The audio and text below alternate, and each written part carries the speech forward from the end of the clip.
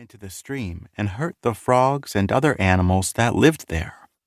Frogville could give frogs a clean habitat with insects to eat and water that was safe for their tadpoles. And it could show people a new way to use their yards and help nature. Aaron sat on a bench and sketched a dragonfly. He drew a different animal each time he visited the zoo. Maybe one day, his sketches would hang in the zoo gallery. He hoped so anyway. Suddenly, Aaron heard laughter. "Ha ha ha! Cut it out!" Aaron looked around.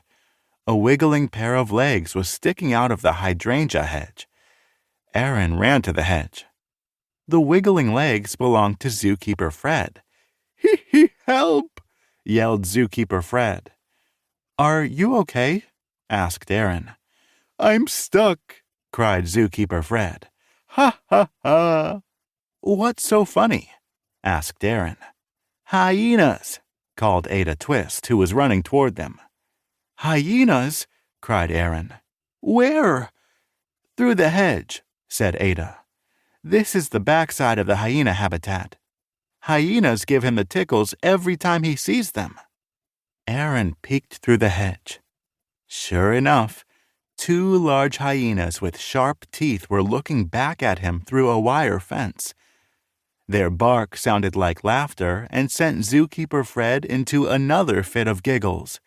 "Hee, ha ha ha!"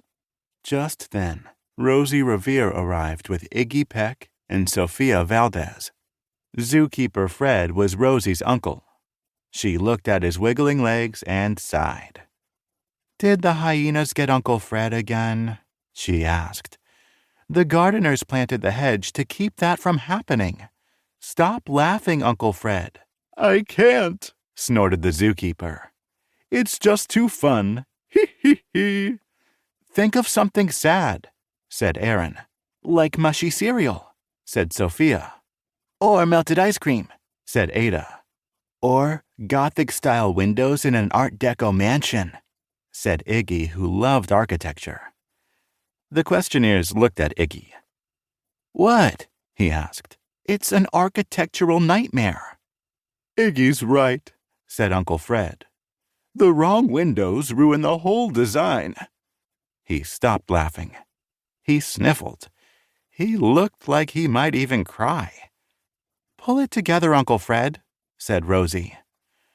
Zookeeper Fred wiggled and waggled and plopped onto the path. He brushed off his uniform and straightened his mustache. "Thank you," he said. "I was looking for Vern in the hedge when the hyenas got me laughing." "Who's Vern?" asked Aaron.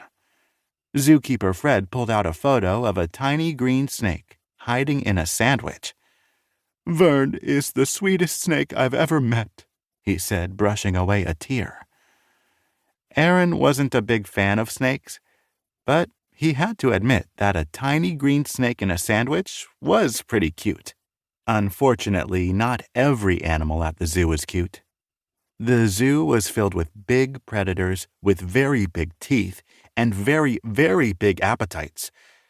They would love a little green snack if one slithered by. Aaron looked at his friends. He could tell he wasn't the only one thinking it.